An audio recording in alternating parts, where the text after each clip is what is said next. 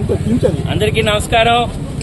ఆంధ్రప్రదేశ్ లో Telugu Desam Janasena BJP government వచ్చి రాగానే ఏమైతే హామీ ఇచ్చామో మళ్ళీ ఇసుకని ఉచితంగా ప్రతి ఒక్కరికి అందుబాటులో తీసుకొస్తామని ఏమైతే హామీ ఇచ్చామో నిన్నటి నుంచి ఇసుక ఉచితంగా రాష్ట్రం మొత్తం ఇవ్వడం జరుగుతుంది. అందులో భాగంగానే ఈరోజు ఇసుకని మన డైరెక్ట్ గా ఈ మేస్త్రులు ఎవరైతే మన కార్మికులు ఉన్నారో కార్మికులకు ఇవ్వడం జరిగింది. వాళ్ళ మొక్కలు ఆనందం ఉంది.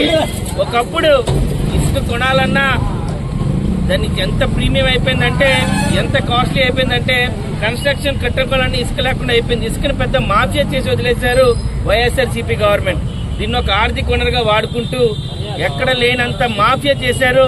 అయితే తెలుగుదేశం చంద్రబాబు నాయుడు ఇచ్చిన మాట ప్రకారం ఇసుకని మళ్ళీ ఉచితంగా చేసి కార్మికులకి కన్స్ట్రక్షన్ చేసుకున్న ప్రతి ఒక్కరికి ఇంటి కలకంటూ ప్రతి ఒక్కరు ఉన్నారు కదా, వాళ్ళకి అందరికీ ఆనందాన్ని ఇవ్వడం చంద్రబాబు గారు ఇచ్చిన హామీల్లో మన 20 హామీల్లో ఇదొక హామీని కూడా నెరవేర్చామని మీ అందరికీ సగర్వంగా మీ అందరికీ తెలియజేయడం జరుగుతుంది.